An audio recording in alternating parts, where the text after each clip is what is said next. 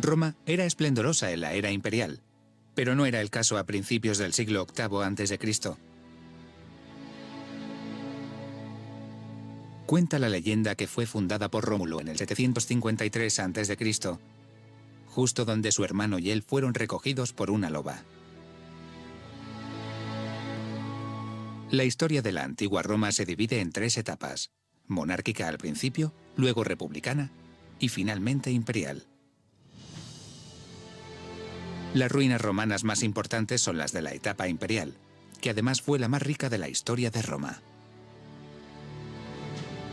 El poder se concentraba en manos de un único hombre, que era libre de hacer lo que quería, de realizar grandes proyectos, a lo largo del tiempo y sin tener que responder ante nadie constantemente. El segundo motivo es que Roma, en la era imperial, se convirtió en la dueña total del mundo mediterráneo y acaparaba todas las riquezas intelectuales y materiales de la zona. Alejandría, el Museo de Alejandría, se convirtió en un centro de ingenieros romanos. Así, los romanos podían ir a por mármol sin ningún problema a África, a Egipto, a la actual Turquía o a Grecia. Todas las riquezas estaban a su disposición. Y lo maravilloso es que esas colinas no eran nada al principio. Eran pequeñas colinas del Lacio, en un entorno de pantanos al borde del Tíber. Y todo eso se convirtió en la capital del mundo mediterráneo. Se convirtió en el modelo de ciudad que se fueron construyendo alrededor del Mediterráneo. Por eso podemos decir que Roma es la cuna de al menos la civilización urbana occidental.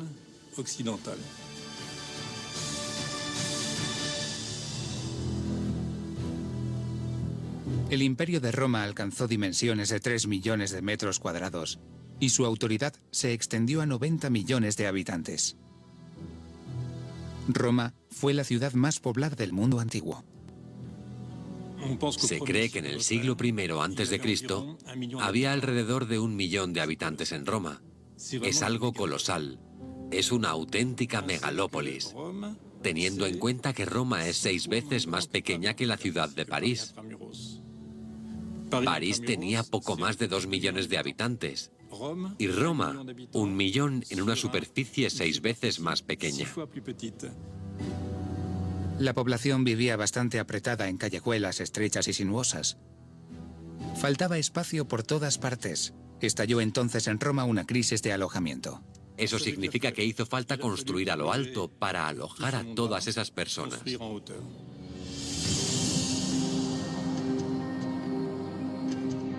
Los romanos fueron los primeros en construir edificios de hasta 21 metros de altura.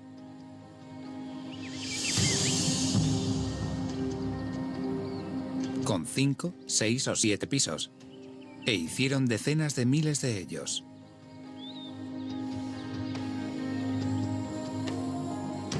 Los restos que hay a los pies de la colina capitolina son únicos. Son los únicos vestigios de un barrio con edificios de apartamentos de la antigua Roma. Un edificio destinado a la clase baja. Los llamaban insulae.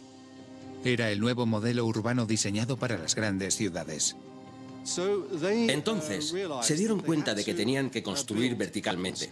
Y sus edificios eran como los pisos modernos. Y lo que podemos ver en la actualidad son los restos de los pisos superiores. El primer piso y la planta baja están a 9 metros bajo tierra. Según algunas investigaciones, 380 personas habrían vivido en este bloque de pisos. La construcción de ladrillo permitía hacer edificios de varios pisos, y así fue como nacieron las insulae, es decir, unas islas que son edificios de varios pisos destinados a alojamientos. No son viviendas de lujo, sino apartamentos normales, viviendas para el pueblo. Y eran como pueblos de por sí. Desde la perspectiva de la gente de la antigüedad, era algo sorprendente. Cuando llegaban a Roma, veían edificios que podían tener 6 o 7 plantas. Los inquilinos más pudientes vivían en la planta baja.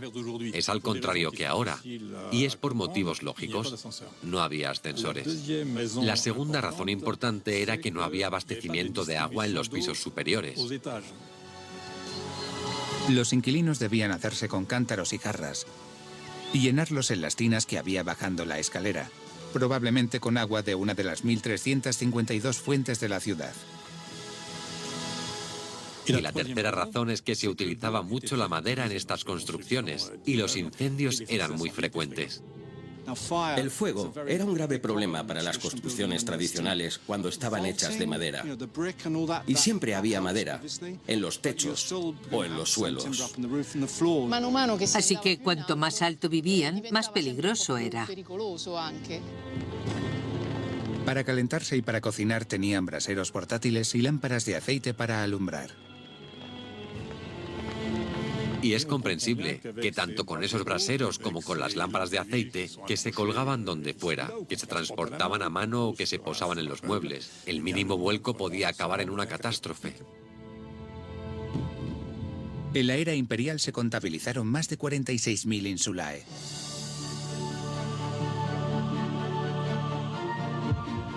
Roma, en pleno apogeo de la época imperial, ocupaba 2.000 hectáreas, 20 kilómetros cuadrados. Era la megápolis más grande de Occidente, una capital extraordinaria. Un modelo para todos los pueblos del Imperio Romano que nunca fue tan extenso. Las cifras dan vértigo. En el año 314 de nuestra era, en Roma había 11 fórums, 200 templos, 11 termas importantes, 12 basílicas, 2 anfiteatros, 43 arcos del triunfo y además 37 puertas, 19 acueductos, 5 circos, 2 naumaquias, lagos artificiales donde se representaban batallas navales, 967 baños públicos, 1.352 fuentes, 3 teatros, 9 puentes, 11 columnas conmemorativas, un estadio y un odeón, 46.000 pisos, centenares de almacenes y miles de tiendas. La ciudad más impresionante del Mediterráneo antiguo y la más grande de todas. Roma siempre será el símbolo del poder del Imperio Romano y un ejemplo de excelencia arquitectónica.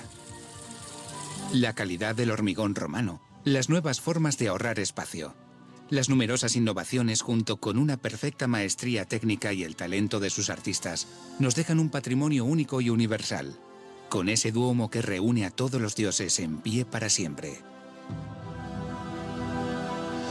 Con la conmovedora belleza perdida de la Domus Aurea, el grandioso palacio de Nerón fruto de su megalomanía. O incluso podemos seguir soñando delante del Coliseo y sus maravillas de ingeniería. La arquitectura romana no deja de sorprendernos, poniendo la tecnología al servicio de un estilo de vida romano. Supo combinar la funcionalidad con la grandeza, con el lujo y la belleza. Para siempre.